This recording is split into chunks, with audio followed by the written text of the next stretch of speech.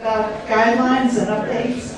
So I'm pleased to introduce my other buddy here, Dave Griffith from the University of Texas Tyler. He's going to discuss what treatments are in the pipeline for bronchiectasis and NTM lung infection. Dave. Well, thank you, Ann. Thank you for the kind invitation to speak here. It's really a pleasure. Walking outside, I couldn't figure whether I was in Texas or in Washington. But anyway, I always enjoy coming to Washington. Just a little segue from some of the last talks. I know I've got some Texas folks representing here in the audience. And unfortunately, when we talk about, we do about 90% of our sputum collection by mail, and people are always concerned that there will be some problem growing back, putting specimens in the mail, and I reassure people that among the many things the United States Postal Service can and cannot do is they cannot kill back. But I go further, and I always preface this by saying, I'm going to tell you something stupid. Okay? So, after the nuclear holocaust, there will be cockroaches in man. After the asteroid hits the Earth, there will be man. And it gets to Rachel and Leah's problem with the environment. So, we're going to talk a little bit about some new therapies for NTM and bronchiectasis. A few years ago, this would have been a very short talk, but we've got a little bit we can talk about. This is some of my potential conflicts of interest. I've been knee-deep in the MAC protocols from INSMED and have been on advisory boards for several companies looking at antibiotics for bronchiectasis. And this is a slide I normally just show at the end, but for today I think it's a good reminder. The first quote is from Dr. Emmanuel Lewinsky. This is from 1980, but I certainly think it's pertinent today. But it's also a good thing to remind ourselves our success in treating these diseases is only about as good as our success treating drug-resistant tuberculosis. We have quite a long way to go before we can manage these NTM diseases the way we manage routine TB. And I know you've heard a lot about this today, but part of this has to do with the ability of these organisms to defend themselves against our antimicrobials. This idea of innate and natural drug resistance is something that's evolved over the last decade or so, and we're only just beginning to crack the code for these organisms. The poster child for this particular mechanism is the inducible macrolide resistance, or ERM gene. Dr. Finley, we waited for you. But there are so many, it appears there are so many other mechanisms in play that we haven't described. And I think it's really, to a large degree, the future of treatment is in the hands of scientists like Dr. Flanagan, who will hopefully help us describe and overcome some of these mechanisms. And then we have, of course, the ever-present problem of acquired drug resistance, which is only pertinent to a relatively small number of antibiotics and is generally a fixable problem, but it has to do with education and education of physicians. And I have to say, again, with a tip of the hat to my Texas patient colleagues, many of my patients understand the importance of protecting antibiotics against acquired drug resistance better than my physician colleagues in Texas. So just a little bit of a laundry list of why it's so difficult to treat these diseases. Pretty obvious stuff. It takes a long time, and you have to use multiple potentially toxic drugs. There's ongoing exposure. Rachel and Leah just discussed that eloquently. We talked about the organisms themselves have very good antibiotic resistance mechanisms, which we sometimes make worse. And the drugs we have are kind of empty. We don't have an analogous drug to rifampin for TB, or INH for TB. We don't have a gorilla drug to treat the NTM, with the exception, as Dr. Bailey pointed out, of mycohypericonic acid. If life should be so good. And there's a lot about the drugs that we don't understand about correlation, routine correlations with in vitro susceptibilities, with circulating drug levels. I'll tell you, it drives our ID colleagues crazy because they live and die with MICs, and MICs just don't tell the story very well for NTM. And then, of course, there's the comorbidity story with bronchiectasis. And everyone in the room who's one of our patient colleagues knows if it's not something, it's something else. And, you know, in the year that it takes you, or 18 months to be treated for NTM disease, your bronchiectasis is going to flare once, twice, maybe more. So, just, you know, I'm sorry to sound whiny, but there's just a lot of things that make this hard. So I want to talk a little bit about some new drugs under investigation, specifically inhaled liposomal medication, and then some drugs that are approved for other indications that are potential candidates for investigation. I think most people are probably aware of the first trial of liposomal amikacin, which was looked at treatment refractory MAC and abscessus patients, and the primary endpoint had to do with looking at sputum culture positivity in a semi-quantitative way, but the secondary endpoint was sputum conversion, which was really the more important endpoint. And 32% of these patients, the MAC patients who got the LAI, converted their sputum. And I want to put that again in context. These were all people who had failed prior therapy. These were treatment refractory MAC patients. That 32% of them would convert their sputum, I thought was just sort of semi-miraculous. Unfortunately, as a secondary endpoint, that wasn't good enough for the FDA to go on and approve the drug. The other interesting thing about this was that there was durability of that sputum conversion in the patients who converted their sputum, which was, again, quite remarkable. And currently there is an ongoing prospective multinational randomized trial. It is open label, looking at efficacy, safety, and tolerability of inhaled liposomal amikacin for refractory MAC lung disease patients with non-cystic fibrosis.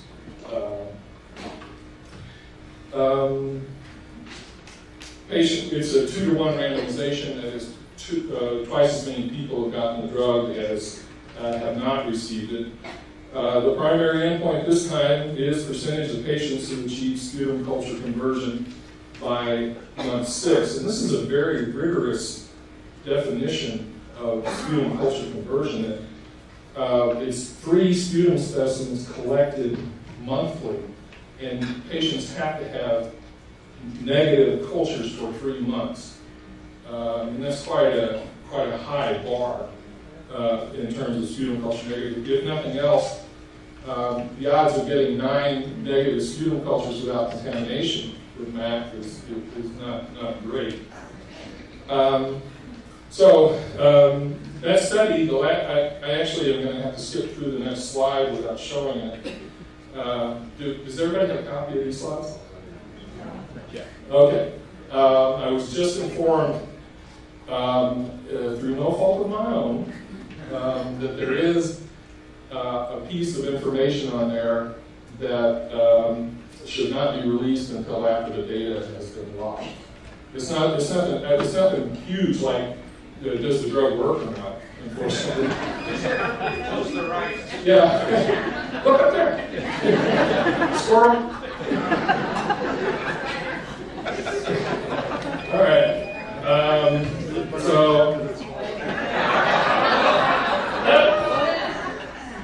There you go.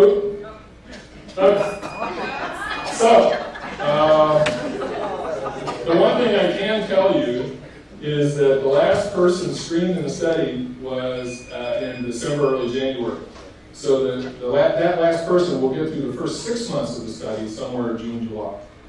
So sometime after that, the data will be locked, and I would hope within a couple of months after that, we're going to have some information about whether or not this study works. Now, I am not passively objective about this. I am a strong proponent, and I apologize for that. I really hope this drug works. I think it will be a significant addition to what we can offer. It's not the silver bullet, but I think it's important. And I want to also just say a word about about incident. I've been in this business about 30 years, and this is the first large industry supported randomized treatment trial that we've had. I would only hope that there are other pharmaceutical companies that will follow suit. I hope Insmed doesn't crash and burn on this. But, well, anyway, as I said, I'm optimistic and I am a fan. A word or two about Bedaquiline.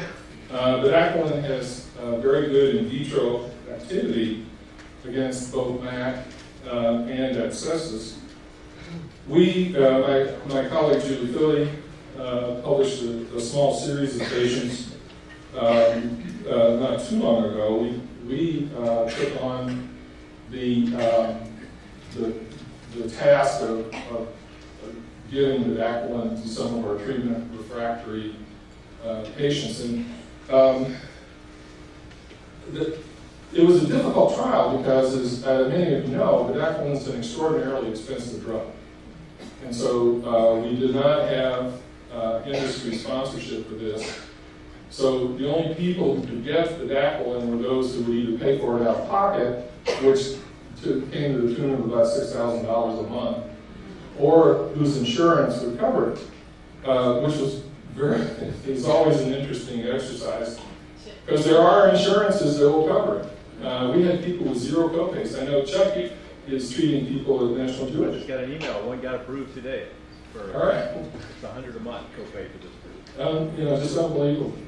At any rate, again, we looked at treatment refractory patients. We added Bedaquiline to the best companion drugs we could find. This initial report looked at the first 6 months of Bedaquiline therapy for all of these patients. We did see microbiologic response.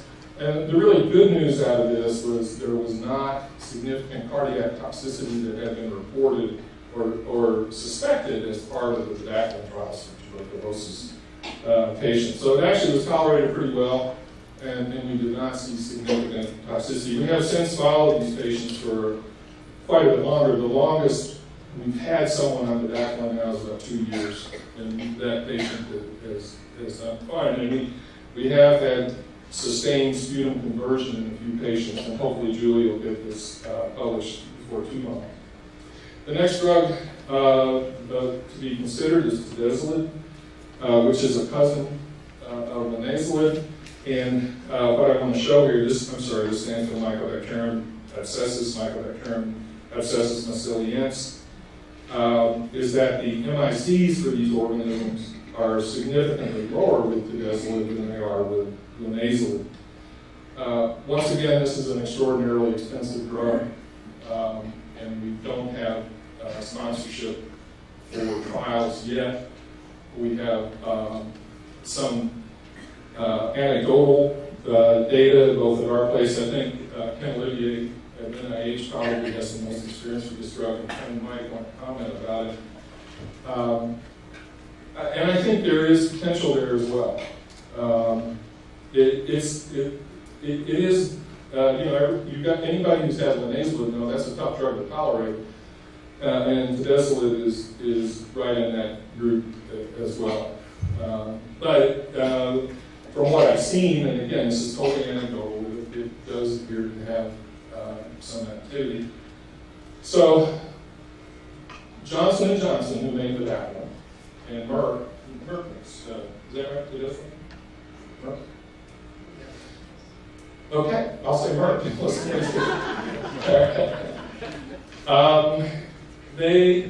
They have shown a little bit of interest. I think this is an area where the patient advocacy can come into play. If you can let folks know that you're interested in some new options in terms of therapy. There also is, I should point out, there's a couple of ongoing clofazimine trials. The PI on the trials is Kevin Winthrop from Oregon Health Sciences University. One is a small pilot study looking at abscesses. The other is a large randomized placebo-controlled trial of clofazimine monotherapy for MAC. I think this is an extraordinarily important study. Clofazimine is a drug that's been around for a very long time, and we really don't have a good handle on how efficacious it is. I'd also like to just do a little shout out to Kevin. Again, having done this for a while, to my knowledge, this is the first clinically based grant through an R01 mechanism has been given to anybody. So, Kev, congratulations. You're welcome. Yeah, as if this guy needs more strokes for his ego. All right. So, this is just a slide looking at some of the difficulties that we have trying to evaluate drugs for NTM versus TB. And basically, with TB, you've got potent drugs with rapid microbiologic response. You've got established microbiologic endpoints, and there are significant public health implications, as well as there's an established study infrastructure for evaluating these drugs, the tuberculosis trials consortium, for instance, at the Centers for Disease Control. And unfortunately for NTM disease, we really don't have any of that. So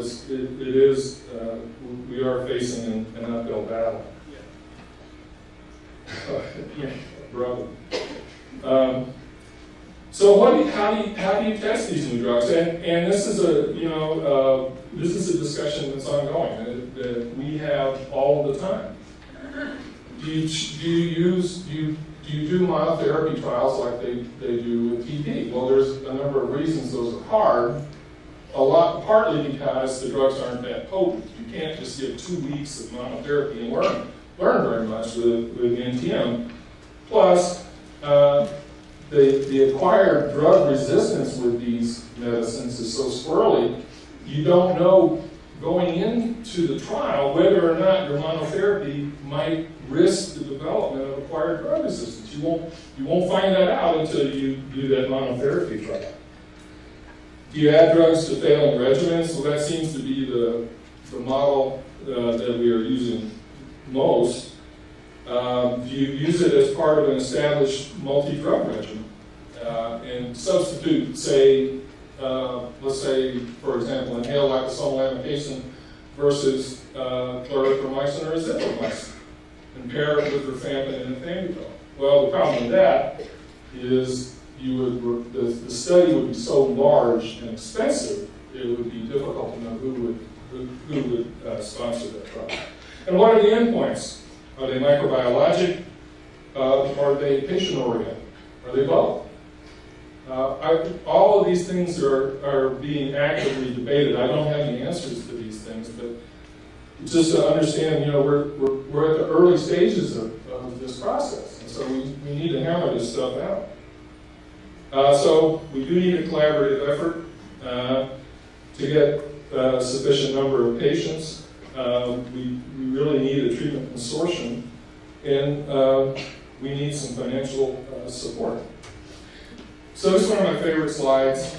Professor looking at an equation, and in the middle it says a miracle occurs. And the guy says, maybe you should be a little more explicit here. Well, a miracle occurred. In March, the NIAID announced an interest in biomedical research in non-AIDS associated in NTM infections. And let me tell you, friends, I have PhDs in my institution who couldn't spell NTM, who now are on this like you wouldn't believe. Hopefully this is a game changer. It's a little worrisome in the current budgetary climate how this is going to work out, but this is a huge step forward. Now, we thought designing trials for NTM was difficult. When we talk about inhaled antibiotic therapy for bronchiectasis, we are really walking into the weeds. So this is a slide I borrowed from my friend, Dr. Axman. It's very difficult to compare studies because there are so many variables when we try to evaluate patients with bronchiectasis. This one, I think, you would think this one would be pretty easy, but it's one of the more difficult ones. Also, what is the end point, and which patients are you going to include? I'm going to go forward one. Dr. Axman, I had to look up posology. And I want to congratulate you on keeping up with the literature. So you're still in medical school that day? So for anyone who is like me, who doesn't know exactly what posology is, it is, let's see, what is it? Determination of appropriate doses. Thank you. You could have written that. So 14 or 28 days, once or twice a day, blah, blah, blah. Well, again, it just shows, it feeds into this idea that designing these trials, comparing these trials is very difficult. There are a couple that are in process, and I am not going to go into detail too much about them. There is the trial, the Orbit 3 and 4 trial from Paradigm, which is looking at an inhaled liposomal ciprofloxacin preparation. And then there is the Respire program from Bayer, looking at a dry powder inhalation form of ciprofloxacin. And let me just, without again going too deep into the weeds, just say that it's complicated. And both trials will be discussed at the meeting at the American Thoracic Society. Dr. Axman and there are people here who know much more about it. Oh, Charlie, of course, you're presenting about it. So I can only say there's not clear-cut victory. And how this will go forward, I don't know. This is it's encouraging, it's discouraging. We all would like to see both of these drugs succeed. We would love to have both of these drugs available. And I guess I shouldn't say anything more than I have no clue with what's available now, whether the drugs would be palatable to the FDA. But again, they will be discussed in more detail at the meeting.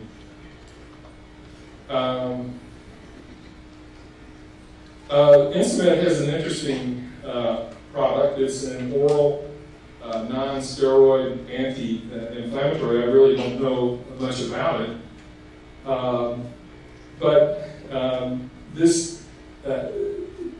This particular drug doesn't work in the lung, it works in the bone marrow and affects inflammatory responses from neutrophils. It's been through phase 1 studies and is safe and actually seems to do biochemically what they say it's going to do. So hopefully there will be a phase 2 trial. So I'd like to talk just for a second now to close to our patient colleagues. I think this is a time of the greatest potential for NTM and bronchiectasis research than any time before. And keep in mind, these diseases were not widely recognized until 30 years ago, roughly, give or take. I mean, we're still very young in the process. But in that time, right now, the ducks are lining up. Industry, government, our colleagues in academia, and in no small part because of you guys. You know, you guys have spoken up. NTMIR deserves a big pat on the back. But in spite of what you may say, there's really not a lot of you guys out there. And I mention that because if everybody in this room who's a patient and had back disease participated in the INSUMED trial, that would not be enough people to do the trial. And I know you guys are all extraordinarily generous and willing to participate in trials. That is not my point at all. But my point is that don't give up. There's more work to do. So we all got to get in the boat and row in the same direction.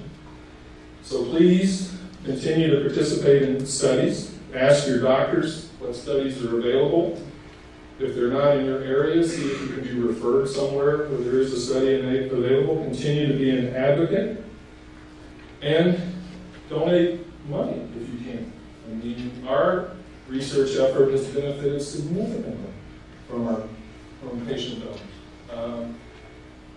I don't want to make too much out of that, but it's an elephant in the room, and we do benefit from it.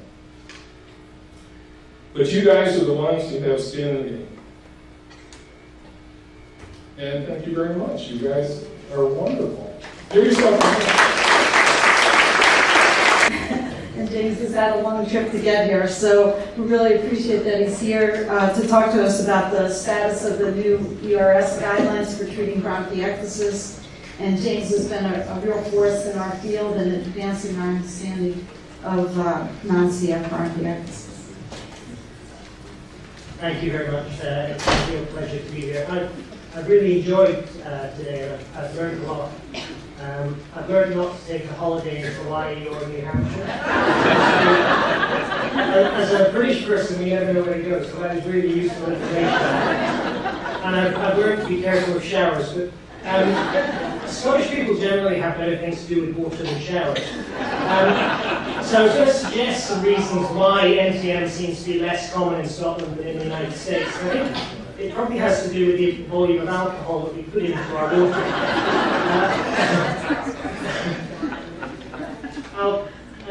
If any of you want to come to Scotland, I highly recommend the area around Stirlingshire. This is where I grew up, near a distillery that makes some of the best whiskey in Scotland. What we'll generally do is climb up the mountain that's just behind here, you can see it here, and then you can actually drink the water that flows down towards the distillery. I've never tested it for NTM, but I think Rachel, you should come and test it, just the experience. And then by the time you come down to the distillery and have some of the whiskey, you'll not really care about NTM anymore. The other thing that we do brilliantly with water is we make hazards on golf courses. We have the largest concentration of golf courses where I live anywhere in the world. It used to be really difficult to get onto golf courses because this guy was always there in his coat. But he seems to be a lot busier now, and so it's much easier to get onto golf courses where I live. kind of going my way at the moment. The size of that driver. I know. to have the listening device inside it. So I was asked to give you an update on where we are with bronchiectasis guidelines. And this would have been a really, really difficult talk to give even a few years ago. The growth in interest in bronchiectasis means that we now have a lot of documents, either in preparation or that have been recently published, that we can talk about that give standards of care for treating bronchiectasis. I had a look back through the literature, and actually one of the first standards of care for bronchiectasis that I could find in the literature was published in 2006 from CHEST, which was a guideline for the treatment of cough in bronchiectasis. It was not a comprehensive guideline for the management of bronchiectasis.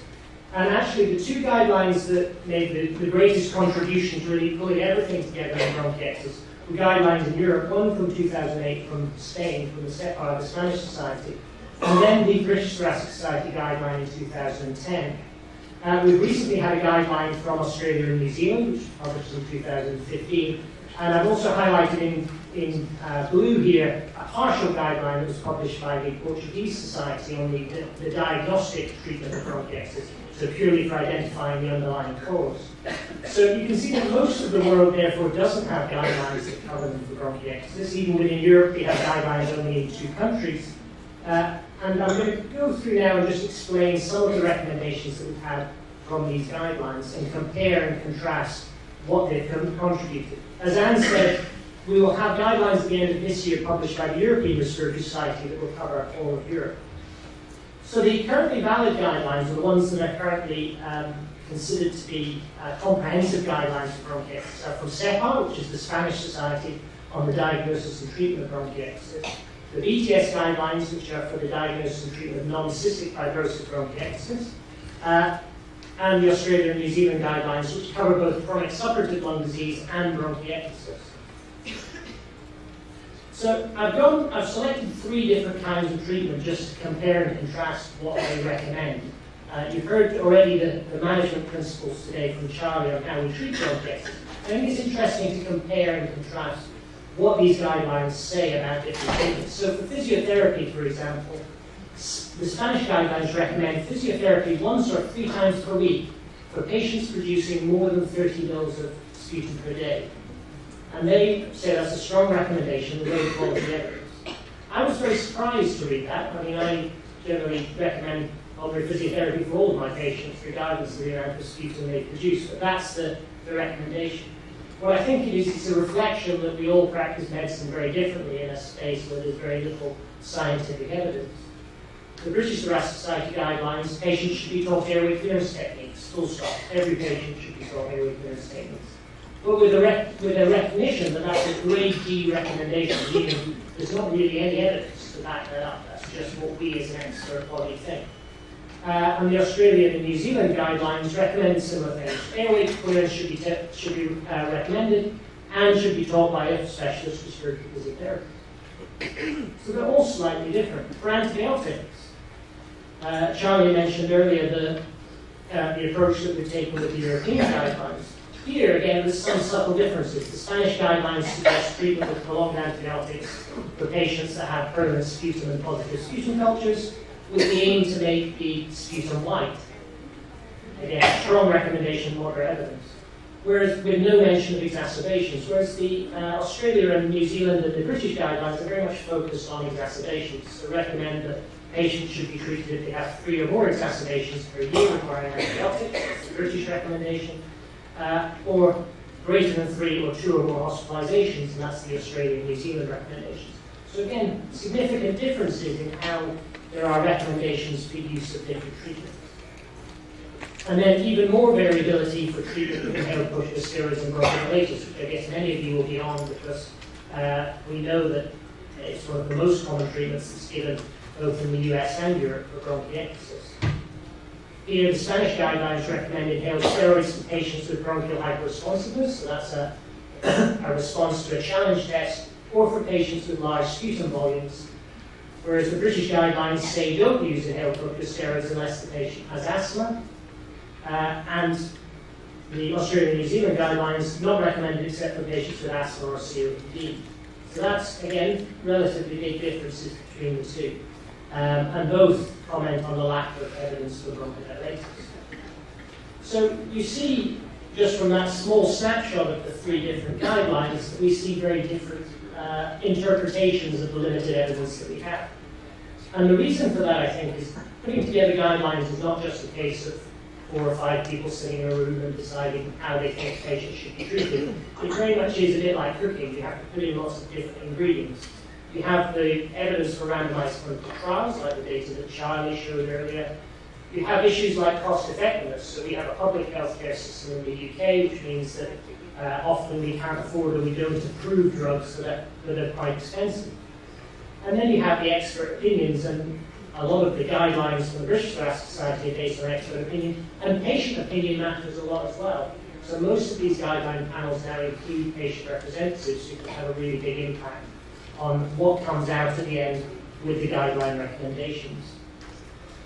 The big problem that we have with bronchiectasis guidelines is the very limited evidence base. So there are very few randomized controlled trials. Many of those trials, as David alluded to, are negative, which doesn't help us to know what to recommend. To give an example of that, the 2010 British Thoracic Society guidelines had only 3 grade A recommendations. So those are recommendations where there's a high quality of evidence, and the guideline writers have high confidence in the recommendations. And those were to screen for antibody deficiencies, so to test patients for whether they have an underlying immunodeficiency, to offer the active cycle of breathing technique, which is a form of chest physiotherapy, and not to use recombinant DNAs. So that's quite depressing that we only have one treatment that's really given a grade A recommendation, one investigation, and one of the recommendations is actually not to do something, which is not very helpful for patients who want something that's going to improve their quality of life and prevent exacerbations. There is now a change in the way guidelines are generated in Europe and the United States, and I'm going to explain a little bit about the methodology of how the ERS guidelines have been put together. So they're now using something called the GRADE approach, which is designed to make guidelines more objective, so there should be less differences between guidelines coming from different countries because they are filtered through a more careful methodological approach. So for putting together the ERS guidelines, we had to start with a guideline panel. And that panel, which included 3 patients, comes up with questions that are important for the management of bronchiectasis. So for example, they use this PICO format, which is population, intervention, control or comparator, and then outcomes. So population would be bronchiectasis, intervention might be inhaled antibiotics, the comparator might be no antibiotic treatment, and the outcome would be, does it reduce exacerbations, does it improve quality of life? We rate those outcomes, so again, patients play a part in rating those outcomes, and then we look for all of the papers that answer the question of does that treatment impact on those outcomes. Those are then graded, so we look at whether the data comes from high-quality studies or whether it comes from less high-quality studies to decide what level of evidence we're going to give, what level of confidence we have in the recommendations we're going to make, and then they're rated as either high, moderate, low, or very low quality of evidence. Generally speaking, large randomized controlled trials will be a high quality of evidence, but if you get a strong enough signal from smaller studies or from observational studies, you can upgrade them. You then grade that overall quality of evidence, and then it goes back to the panel to discuss, based on the evidence, what are you going to recommend for patients. And so this is how all guidelines are now constructed, and it helps to explain why it takes us 2 or 3 years to come out with a series of recommendations for treatment of things like bronchiectasis and NTM. You might imagine from the patient's point of view that if 10 doctors got together in a day, we ought to be able to come up with a strategy for how to treat these diseases, but unfortunately it doesn't work like that.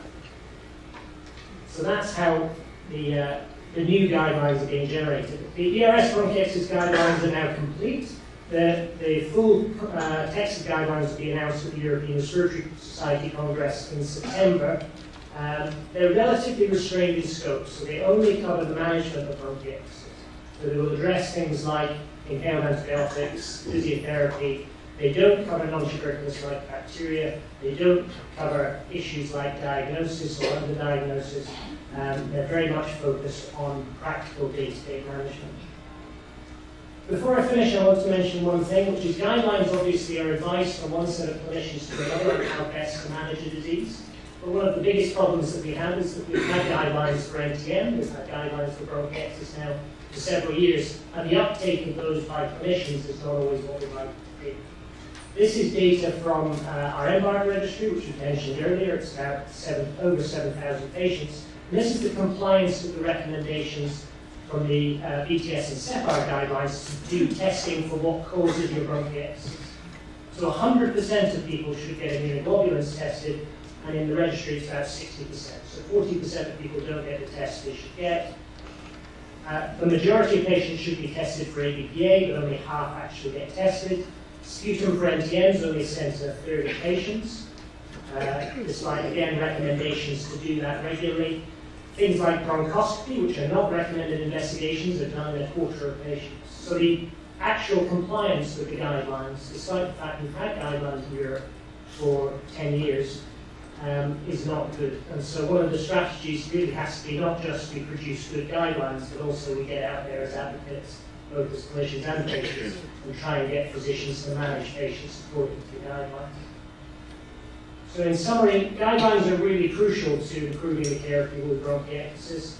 We heard the stories from the patients earlier today about the huge delay in the diagnosis and then the mismanagement that happens for so many of our patients. Guidelines are part of the solution to that, but we also have to get out there and teach our physician colleagues how to implement the guidelines and how to use them. Thank you very much.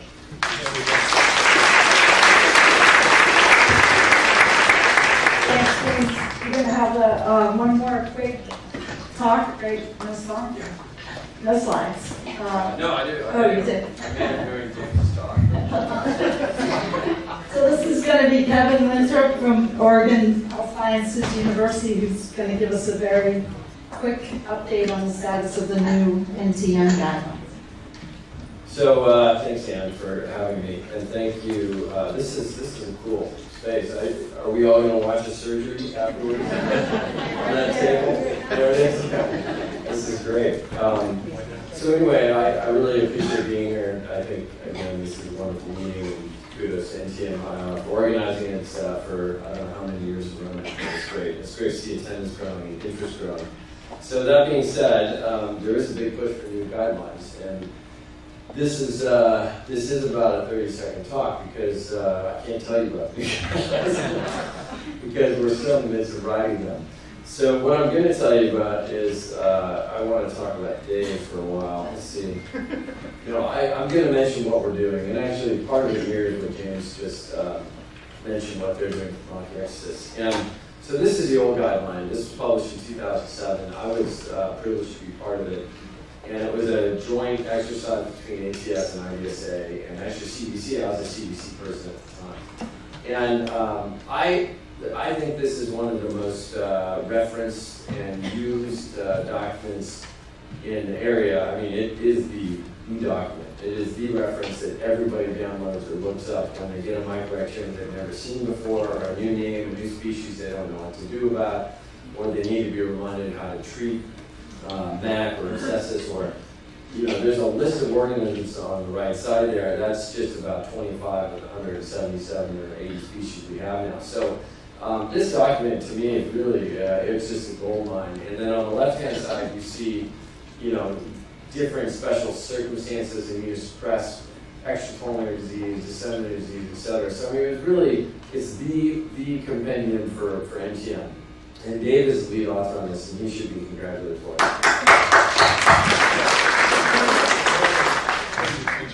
Yeah, Dave doesn't need his ego stroke. Just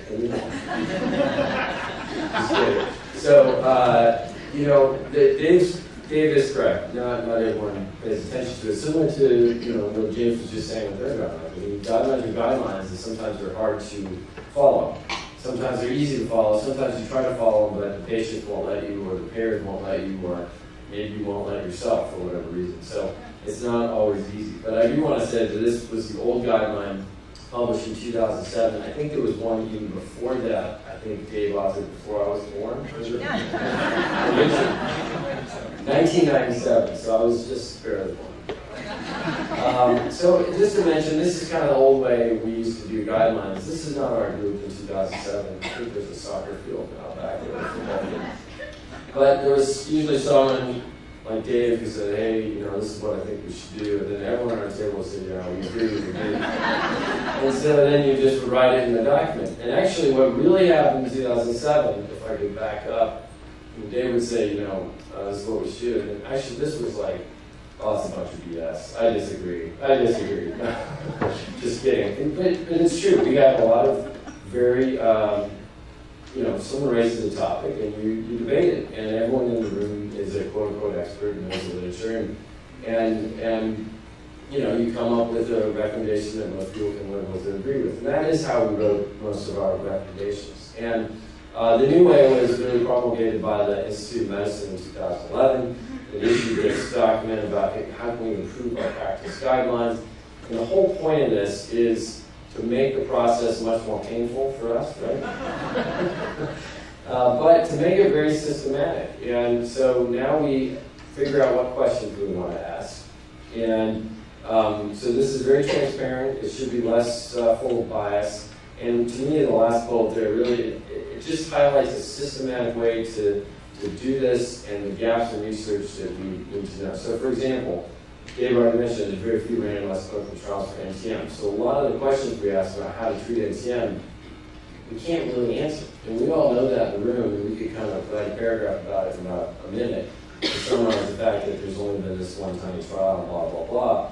But to actually do a systematic review and look through the literature exhaustively for the last 25 years and come up with, a result actually is very meaningful. And sometimes that result is, geez, there hasn't been a lot of research done, we need to do more. But at least you've done that research and shown that as part of your guidelines. So the guideline development, James just nicely showed this, but you put your panel together, which is not always easy, right, Chuck? You develop questions, and the questions aren't easy either. The PICO questions James was talking about. I mean, we have, all of us, probably 100 burning scientific questions we would like to answer, and unfortunately the document is only 4 or 5 pages long, and we can only fit 10 or 15 questions into a document. So that actually encompasses quite a bit of debate. Then you have to identify the outcomes you care about. Well, do we care about sputum conversion? Do we care about patients' quality of life? Do we care about MOPS? What are the endpoints we're really interested in looking at? And then we do those systematic reviews that I told you about, where we actually look through the literature. So the PICO question, James already went through, but for example, P for population, it could be patients with NTM. The intervention could be treating them with clofazimine. The comparator could be treating them with nothing or placebo, and the outcome is sputum conversion. So these are the kind of questions we will then do a literature search around. And here's an example from a recent ATS guideline. This is the one for pulmonary fibrosis, and there's a question there, that's a PICO question. Should patients with IPF, that's pulmonary fibrosis, be treated with combination prednisone, azathioprine, and acetylcysteine? So that was the question. They did a bunch of talking about it, they did a systematic review, and then they presented evidence. So the systematic review is really important, and someone who knows what they're doing has to do it. You have to put all your search terms in, you have to find every article that might be related, and then you've got to exclude all the ones that aren't really the ones you need or want. And there's some of that's an art form, but it has to be done very rigorously. And so we actually have methodologists who help us in the guidelines, and they do this is their job, that's all they do.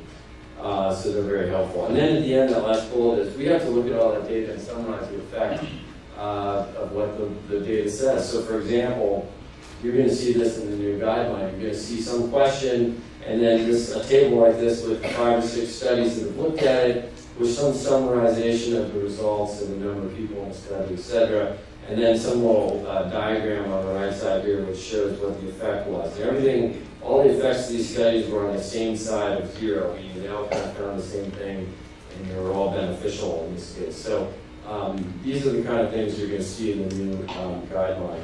And then lastly, we assess the quality of the evidence, like James said.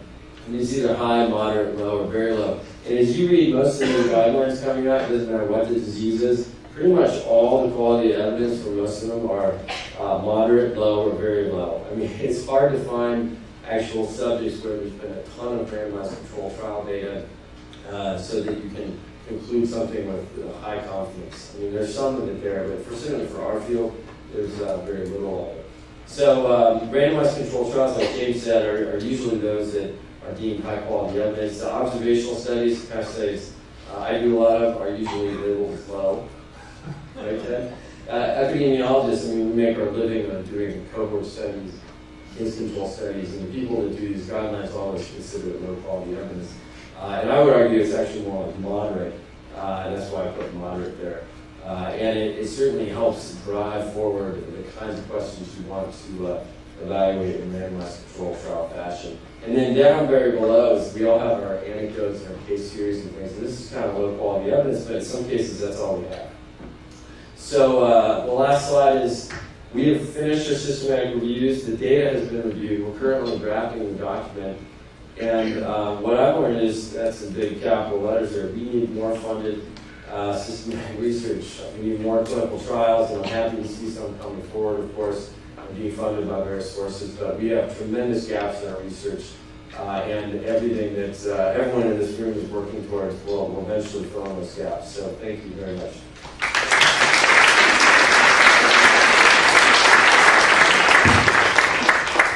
Thanks, Kevin. In the interest of time, I think we're going to delay the questions till the end of the presentation. We have time set aside for that. So we're going to introduce the next speaker that from the FDA, Dr. Dmitry Arakov, who's the Deputy Director of the Division of Anti-Infective Products at the FDA, and we're very pleased that he is joining us today. Obviously, a lot of the questions that you've heard or a lot of the comments are about new drug development and how the FDA stands. The FDA convened a meeting about a year and a half ago about patient-centered outcomes, which was very positive. I'm very pleased that you're here. Thank you. Thank you for inviting me. Thank you very much. And I managed to address myself properly. Alright, so my name is Dmitry. I'm acting Deputy Division Director in the Division of Anti-Infective Products, and we deal with drugs that target antituberculous microbial common infection. I'm going to talk about regulatory aspects of drug development for these diseases. This is usual government employee disclosure. My own views, please don't view them as an agency position, so don't hold me accountable for anything.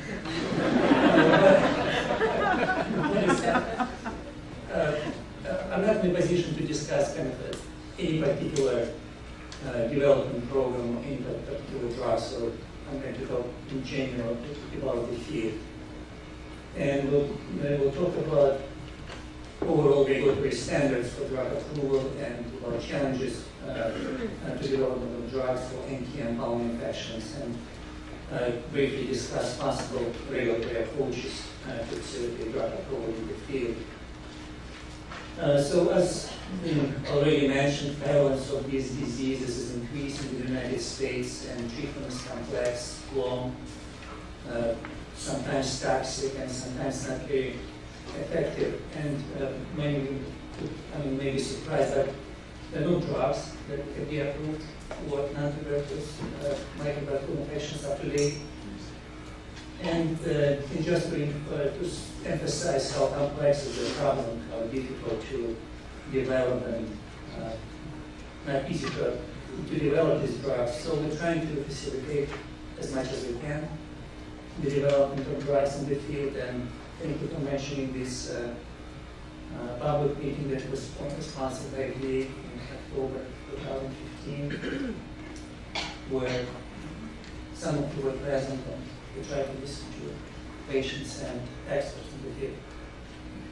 So briefly about regulatory standards for drug approval. So by law, to put the drug on the market, we have to have data from well-controlled trials that support its efficacy.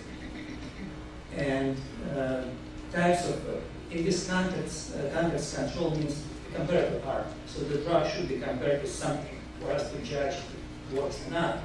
It could be placebo, it could be 2 different doses included in one trial, it could be no treatment in the control arm. It's potentially a challenging design because patients and physicians might be aware of treatment assignments or biases can be introduced. It could be effective treatment, for instance, best available therapy for the disease, or historical control if it's possible. And just because a very particular first statute mentioned that investigations needed to support drug approval, so it was later qualified actually. One trial would be enough for us. A little bit about terms and definitions that we use when we look at the results of the trials. Clinical outcome, this is what will finally inform us if the drug works or not. And by clinical outcome, we mean measurements of how patients feel, function, and survive. So clinical outcome means that it's relevant to the patient. Sometimes we don't have these options, and we use a biomarker.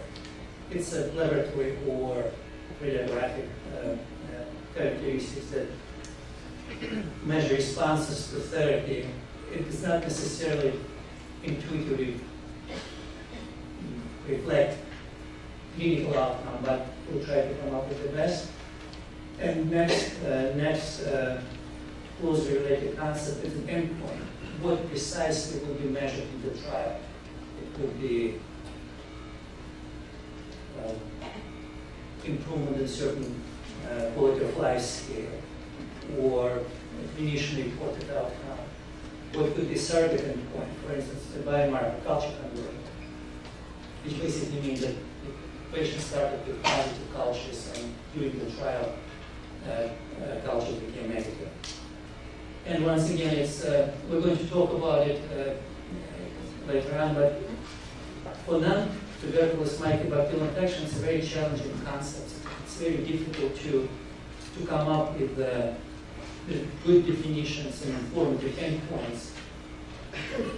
And this is two basic regulatory mechanisms for drug approval. If you base your trial design approval on trials that measure clinical outcomes, it's a standard approval process. If it's a biomarker, and we're going to drug to be approved faster and put it on the market faster, for instance, in oncology field, it's common, shrinkage of the tumor size could be a surrogate endpoint. Later on, you might ask the company to conduct post-marketing trials to make sure that actually this endpoint translates into real clinical benefit survival, for instance. It might be challenging to measure it in relatively short initial clinical trials. So challenges that have been mentioned already. Clinical outcomes are very difficult to assess because we might release the person from the bacterium, but underlying comorbidities are unfortunately still there. COPD, bronchiectasis, cystic fibrosis, so they will confound your efficacy assessment. Response to study drug may vary by species and subspecies. So your trial population could be mixed and it's not homogeneous. And trials are lengthy, multiple visits. Some patients may discontinue the trial. You lost your follow-up and your initial assessment of sample size that will allow you to come up with statistical evaluations might be confounding. So what about clinical outcome assessment in trials with non-tuberculous mycobacterial pulmonary infection? Thank you, Dr. Gibbs, as you mentioned about it. So there's several ways to measure how the patient feels, functions, and survive, but it's very difficult to measure how a person feels, right, and functions. For instance, clinician-reported outcomes in many infectious diseases rely on clinicians. For instance, ventilator-associated pneumonia. Physician more or less can reliably assess how the patient functions and what is the clinical outcome. Here it could be difficult. We might treat non-tuberculous mycobacterial infection, but the person might still have disease exacerbation related to other bacterial species, and it's challenging. Performance outcome measures. It might reflect on how patient functions. For instance, 6-minute walk test. It's been used as one of the endpoints in trials in the field. And potentially it can be used as a part of clinical assessment, but once again, you have to come up with a reasonably informative way to assess this outcome. What is the distance? It's a 6-minute walk test. You ask the person to walk for 6 minutes and measure the length. So what would be an informative endpoint? 20 feet, 30 feet? You have to think about it in advance, because eventually you might come up with statistically significant trial, but in reality, is it really meaningful for a person? Maybe, maybe not.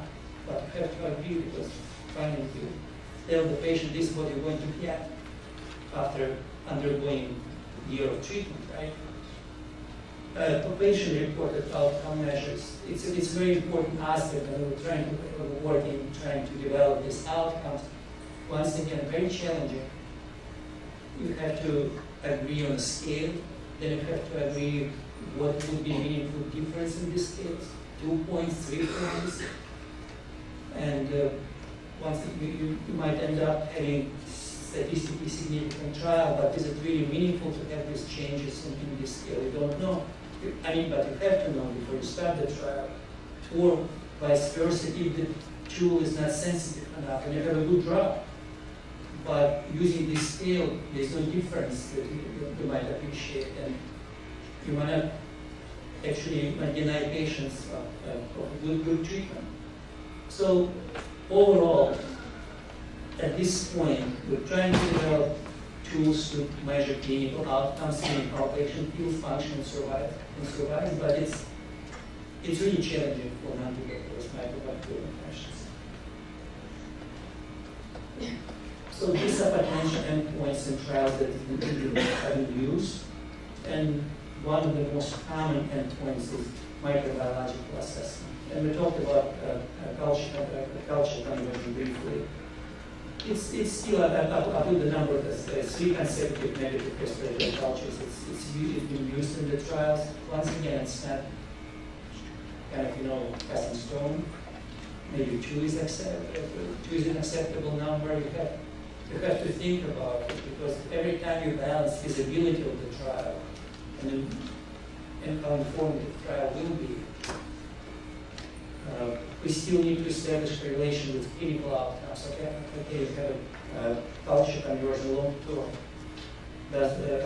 Do these results hold? What is the clinical benefit finally? Overall, the use of this microculture conversion makes the right clinical program if you can move the endpoint earlier versus traditional 12-month assessment, but we'll have to debate it and discuss it. Another possible microassessment, 12 months of culture negative treatment. It's a kind of treatment goal for MAC and Kansas by guidances. And we believe it might reasonably well predict sustained microbiological outcome. So it's still open to discussion. Radiographic assessment, it's challenging because all underlying lung disease, it may confound it, but maybe we can still use it. So let's say we have all these problems and we decided on outcomes and endpoints and everything else and durations. So now we'll face two major questions. What trial design we're going to choose? And in these fields, primary superiority trials seems to be more promising. Superiority means we have to show that your therapy is better than what you're comparing it with. You might decide how to demonstrate this superiority. You have to decide. It could be new drug combination versus placebo. If treatment delay is acceptable for patients and investigators, it could be new drug combination versus standard of care. Once again, it might be challenging because you should put patients to comparator on best available therapy. You should not give them suboptimal treatment, right? or you can add a study drug to background regimen versus background regimen alone, or use new drug combination versus historical control. So considering all these options, we have to discuss that. Potentially, non-inferiority trials might be feasible, but so far it's hard. So non-inferiority means that you show that your drug is no worse than what is currently available.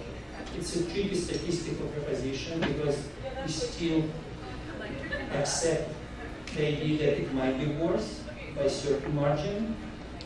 What is the margin? 5%, 10%?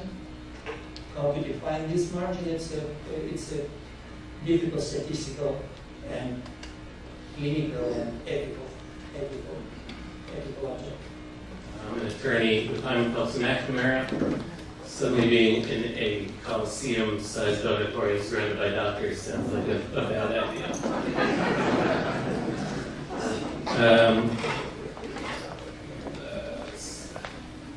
So I don't have any slides to show. Yes.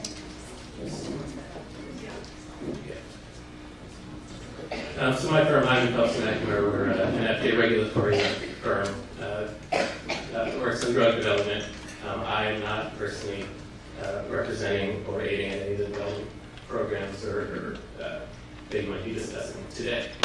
And I know we're running short on time, so I'm going to dispense with too much introduction and hope that the panelists can maybe quickly introduce themselves and discuss briefly in 2 or 3 minutes any development programs, projects that they might be working on relevant to today's discussion.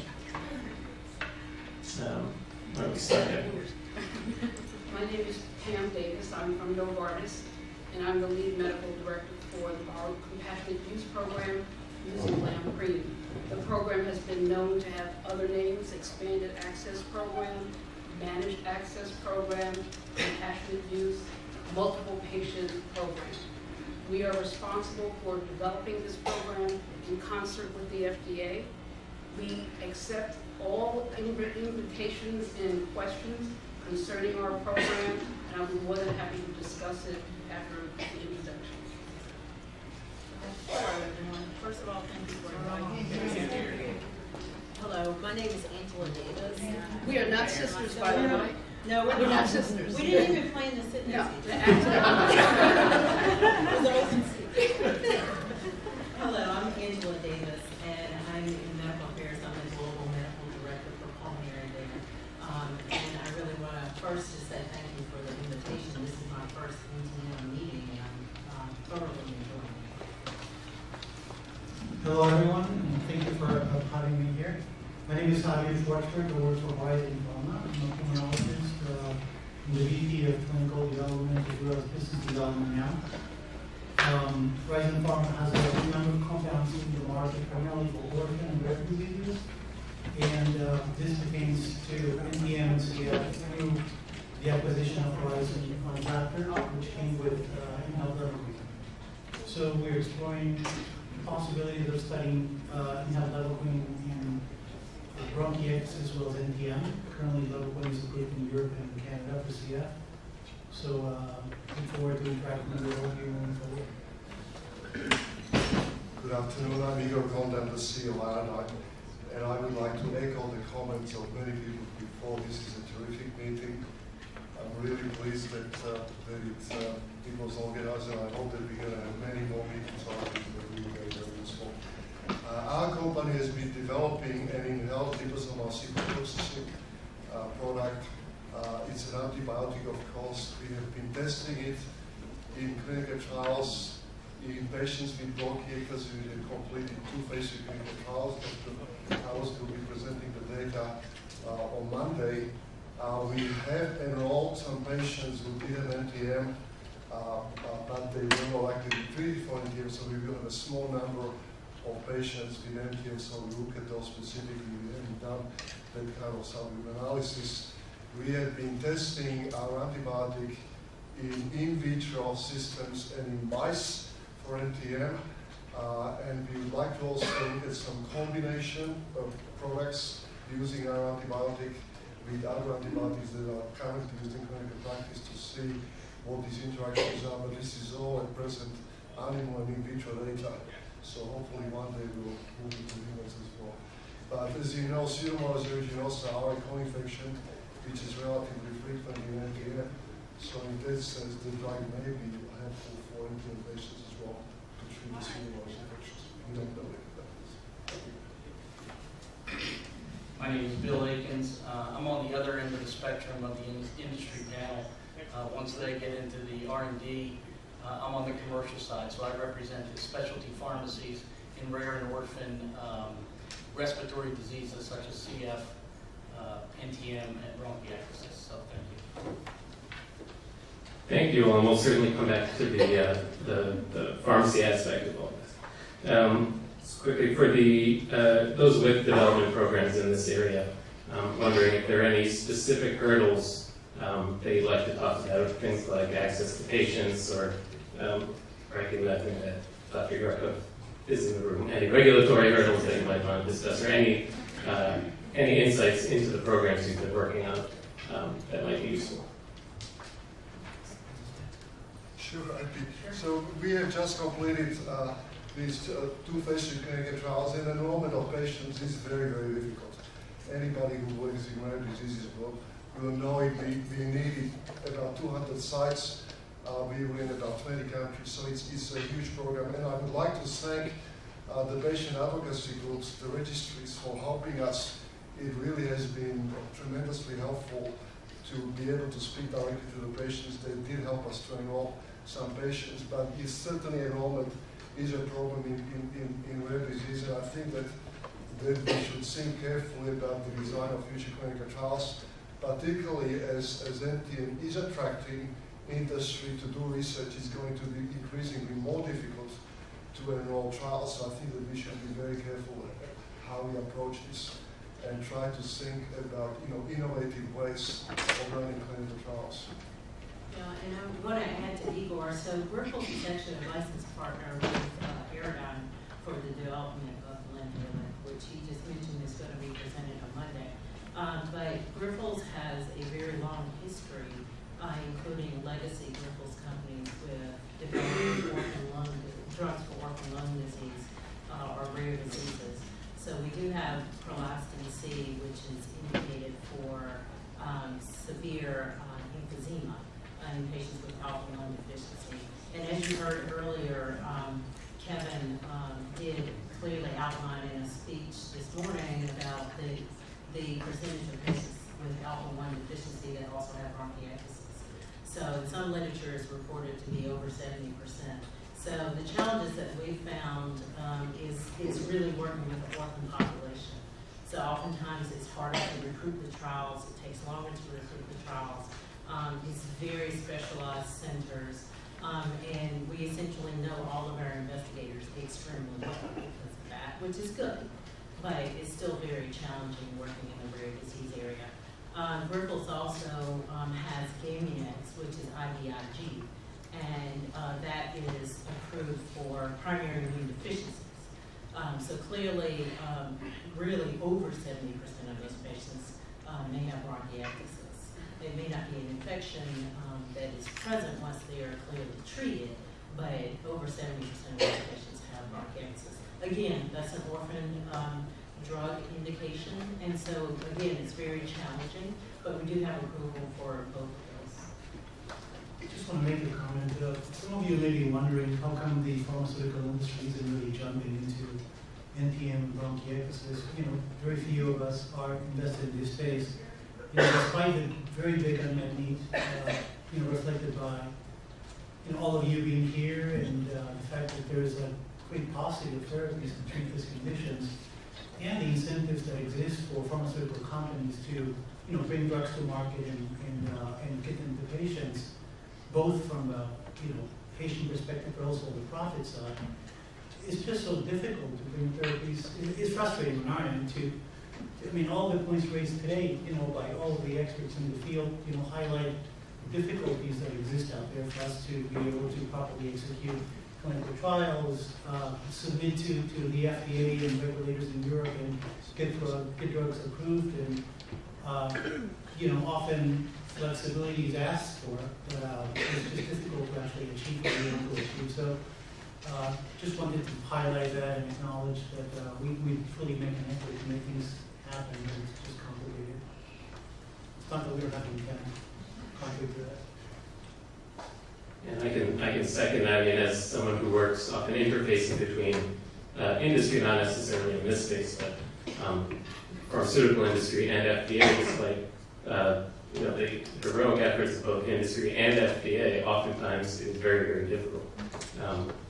But it is conferences like these that are moving the ball forward. Staying on just the idea of the development programs before we move on to the next topic. Notice that, for example, the INSMED trial that was raised earlier, and some others focus development programs either for patients with cystic fibrosis or non-CF patients.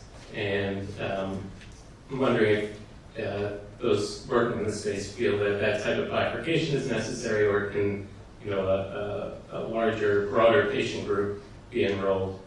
And in the context of NTM, would the issue there be that it's just very difficult to enroll that many patients with NTM?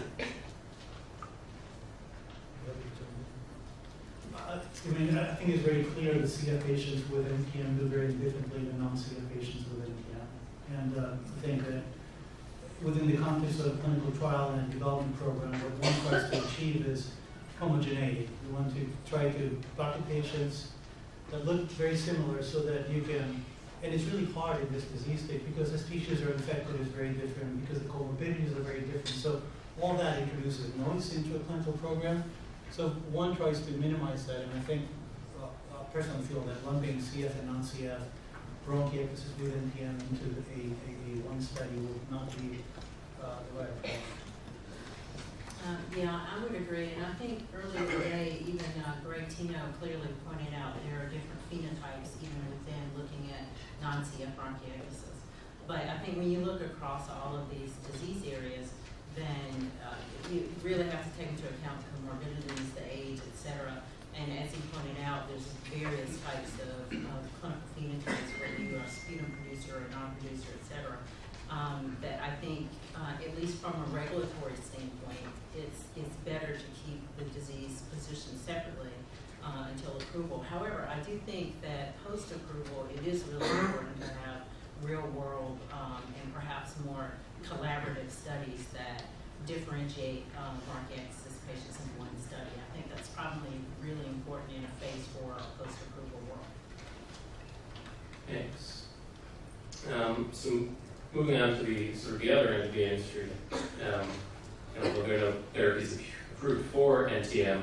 I understand that Dr. Davis, Dr. Pamela, if that's easier, and Mr. Ankes' organizations, albeit for very different channels, are providing patients with access to life-saving medications. So I think I'd pose the same question to both of you. First, how, what is the most common way that patients become aware that you're able to provide them with the medications that you're providing? It's a very good question, a very important question. And conferences like this, where there's such a large number of patients, and the advocacy that you're developing within this organization is heard very much within the pharmaceutical industry. We would like to reach out to you. We have our rules and regulations that limit some of those interactions. But I think the best way we can do things together is through education and making you aware of what our challenges are and making the pharma industry aware of what the challenges that you face. That's why I like this conference so much. I learned an enormous amount from the patient discussions at the lunch table, on the bus over here to the institution. It's really phenomenal, and I think the pharma industry is becoming very sensitized to the importance of understanding the patient voice. And I don't think there's a pharma company now that doesn't have someone in their organization that is supporting and listening to the patient voice. It's more than advocacy. It's more than understanding bills and rules and regulations. It's understanding the concerns, the challenges that patients have with the diseases that they face. So I think you're going to begin to see a more humane face to pharma, and I think that's going to be something that we can work together with in the future. Now, as an example of what I'm speaking of, is that when I come to a meeting like this and I take down copious notes, it's to go back to my senior management, my leadership within my company, and say, listen, there's a voice that we need to pay attention to. There's a disease that we need to look at. We need to be leaders in the research, in the development of drugs for these diseases that are not everyday, run-of-the-mill diseases.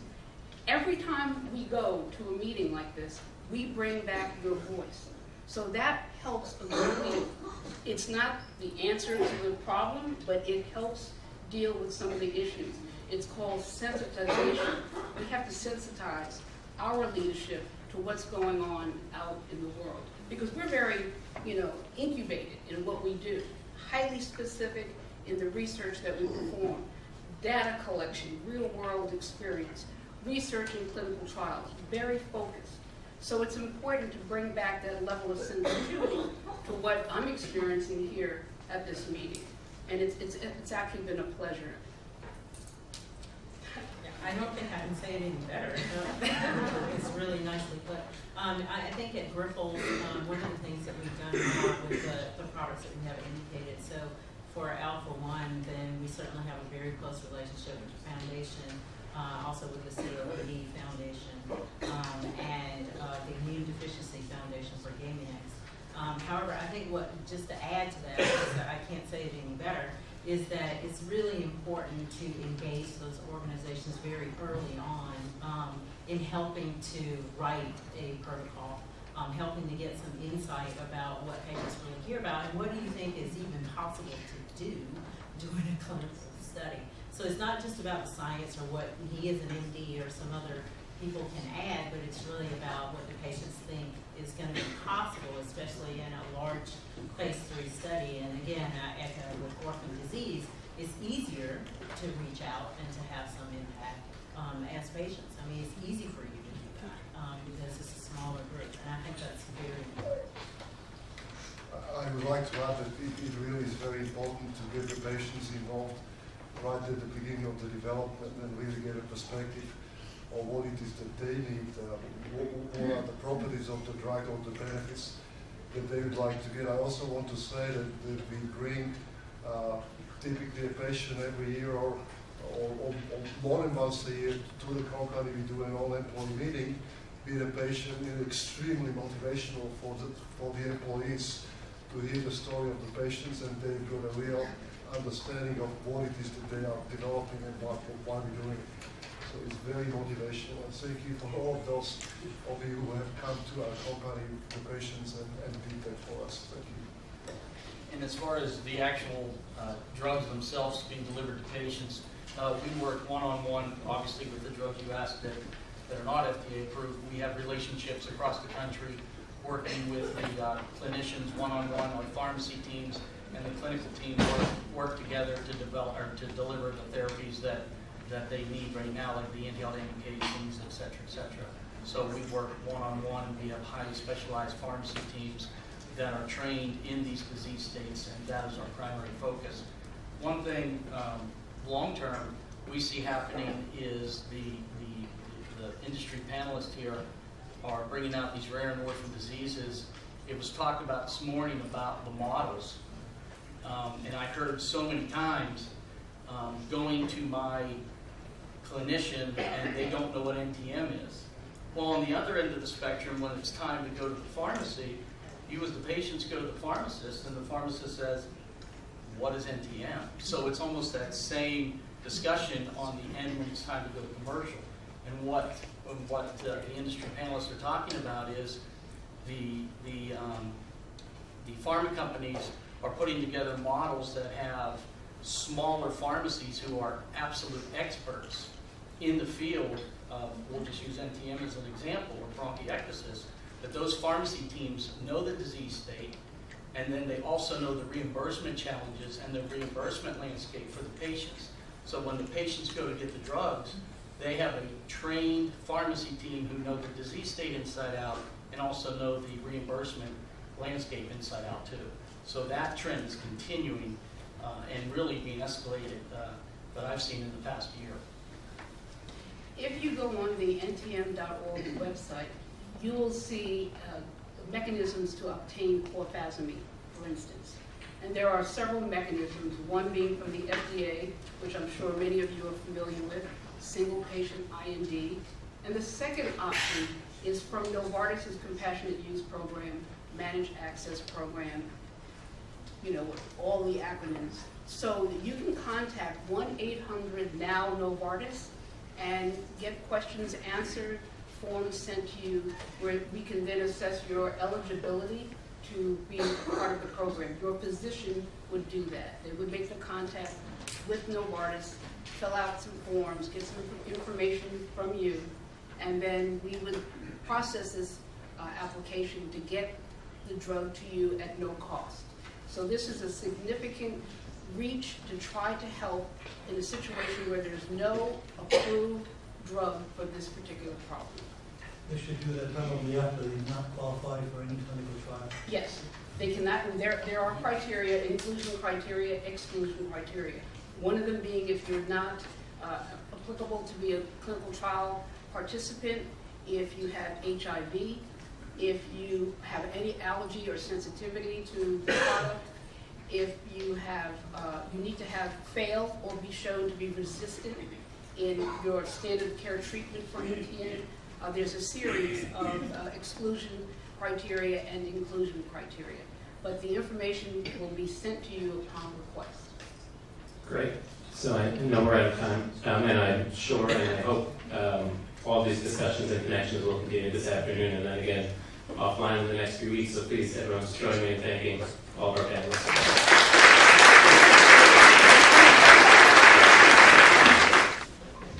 Thank you. So I definitely don't want to be the person to stand between anybody and either food, drinks, or Scotch whiskey. So I think Ted and I were just chatting, given the hour, why don't we let all of us physicians are going to be talking to each other for the next 5 days ad nauseum. And so we've got plenty of time to share things. So I think we'd rather let the patients ask questions of the faculty who have already given talks first. Yeah, I just have two questions. Number one is we all leave here today, especially patients, what can we do tomorrow? What can we do next week? What can we do next month to advance this forward? And number two, how do I or other patients here get who to contact about getting a registry started in all the states? What organization, what department, whatever, is responsible for this, and how do we push this? Just take an easy question. Well, as a non-American, some of this is maybe not so applicable to most people in the room. But I think no matter where you are, if there is research or clinical programs, if there are research or clinical programs in NTM, is to think about how you can help support those programs. As Dr. Griffith said earlier, philanthropic donations make a huge difference in research and care in this area. With respect to driving the research agenda in your jurisdiction, I think it depends on the regulatory environment, and I can't speak to what happens in the U.S., but I'd like to maybe ask someone else to comment. Well, I'm just going to echo what Dave Griffith said, and that is that you as patients have a lot of power. You know, sometimes when we as physicians go and say, oh, we need this or that, you know, we're whiny. But if they hear from patients, it's much more powerful. And that goes for approaching the pharmaceutical companies, but I think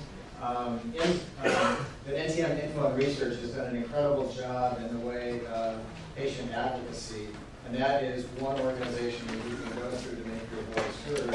And then, of course, you know, your representatives in government, in the federal government in terms of funding and all.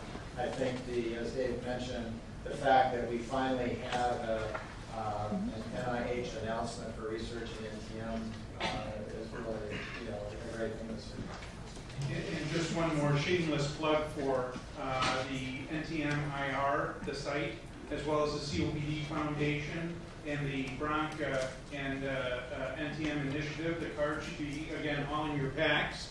And again, not only donations, but the idea here is that logistically it really would be almost impossible to have physical sites in all 50 states in all sites in this way. On the other hand, with the electronic social networks, this one included, as well as NTM-IR, we have that capacity. So the vision is, although the actual bricks and mortar and physical sites may be not in all 50 states, there's no reason why throughout the U.S. and certainly North America, and the model is the European model, in Australia, maybe in Asia, to have virtually have participation from virtually all 50 states in this way. So I encourage all of you to participate, to encourage your colleagues, your peers, those of you that are support group members, to continue to help us with that vision. And the idea would be to have a database of individuals that then would have access as our colleagues from industry come up with clinical studies. You'll be the first to know that this is available. You'll understand whether or not this is something that you might be able to help participate in which case we move the ball forward. So again, I welcome your enthusiasm. Thank you very much. Well, also the keeping primary care docs informed of this disease. Many of them don't know about it. Are there any other questions, comments? Yes. May need a mic, I don't know. Okay. Mine's more a comment than a question, and that is about clinical trials. People that are so ill and mostly comorbid lung diseases, our health is so fragile right now. Our health is so fragile right now that it's hard to say, okay, experiment on me. It's not like a skin rash we put your skins on. I guess everybody knows that already, but I just want to put that out there. I want to participate, but I'm terrified to do it. And I would make a plug that we need to think a little bit broader. So the example that I share oftentimes is our oncology colleagues, that they've gotten into the habit, and they have many oncology groups nationwide, at least in the U.S. model, so that when patients come, even very sick patients with a new cancer diagnosis or an oncologic diagnosis, one of the thoughts is, what trial can I get that patient into?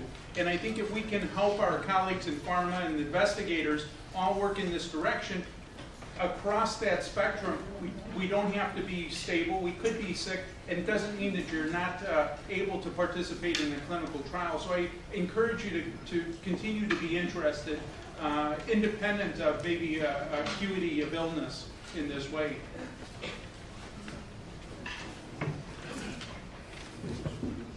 There's no other questions?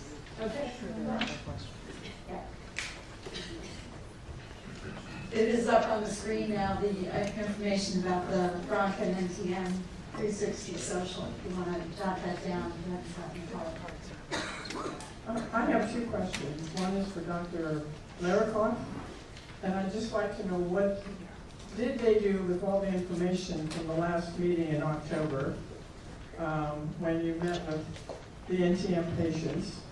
And the second question is for Dr. Davis from Novartis. Why is it after 4 years I still can't get my clofazimine without jumping through hoops? Want me to go first, or? Go ahead. Does it work? Yes.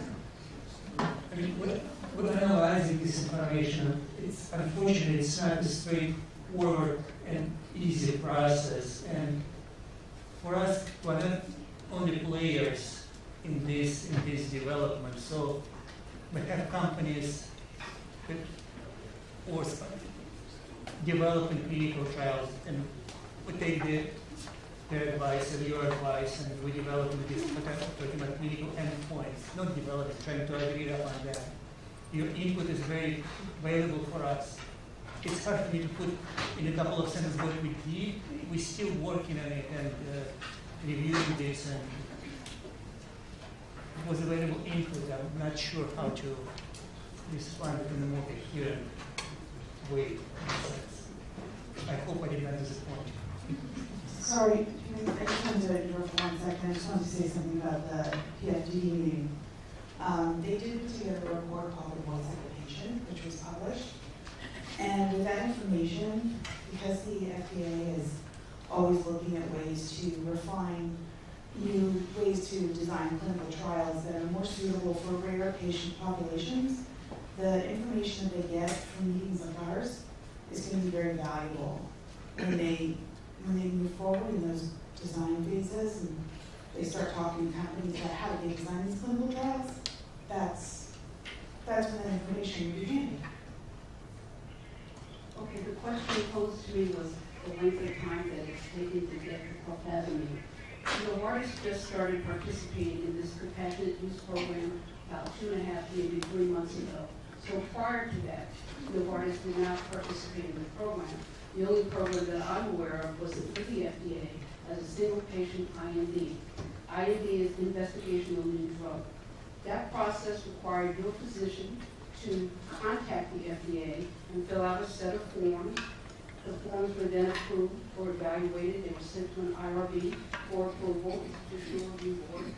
And then the request was sent to Hanson's Research Center in Baton Rouge, Louisiana, and the drug was sent from Hanson's. So there was a multiple-step process that was under the FDA auspices. The FDA asked Novartis to participate in the compassionate use program for new patients only. So if you are under a SPIN, a single patient IND via the FDA, you would still remain in that program. Your physician would order resupply for your drug. If you are a new patient to the program and your physician is a new physician and site for the program, you would then follow our processes, and there are a series of steps that we would be more than happy to communicate with you at the time that is, you're asked. Because it's multiple steps. I have slides, and we don't want to do that. But it's available. The information is available to you. And we're one's been on it for 4 years. I cannot get it directly. I've got to generate the postage. I got to send it to my doctor's office. Then I got to call them and tell them that it's generated. Then I got to turn around and they mail it, and then they mail it to the doctor's office, and I got to pick it up. Hopefully the process that Novartis will be a little more consumer friendly, but it's not our process that you're talking about. And it does take time because there are many steps involved, documentation. We have to review physicians' licenses, their CVs, their resumes, and there has to be IRB approval. So it does take a little time. So in the process of trying to streamline this process that we want to get the drug to you as quickly as possible, and so we ask physicians if there's a real-time sensitive issue, let us know and we'll work through the process as best we can. I would like to just make a quick comment though about clofazimine in regard to your question about clinical trials. Clofazimine has been around in the treatment of NTM disease for 30 years. And we still don't know what it does, how it works, or whether it's any good at all. And, in answer, if we had had a controlled trial with clofazimine 20 years ago, we wouldn't be in the situation that we're in now. I understand your point, and we try to build safety nets, of course, into the clinical trials that we do. We don't want to put patients in peril who are fragile. But we're stuck with a number of questions like the clofazimine question because we have not done clinical trials. My bias is that clofazimine is probably not worth a lot, but I could be wrong, and the only way we're going to know that is for folks to participate in the trials. And I think Kevin's trial through the NIH is a good place to start, which, by the way, will be in people who are not sick, who have microbiologic MAC, but have relatively indolent disease. But it is not our intent ever to put someone in peril who who participates in these trials. And I think Tim's point was excellent. If you go to MD Anderson, regardless of what your tumor is or the stage of the tumor, you will they will try to enroll you in a trial. All right, well, on that note, I think we have to wrap up. I really appreciate, first of all the attendees, particularly the patients, and want to commend my colleagues for doing a great job. And also our partners in this, been fantastic. So just a couple of housekeeping final items. If you're a healthcare professional, you can claim the CME, and I think we have that process explained.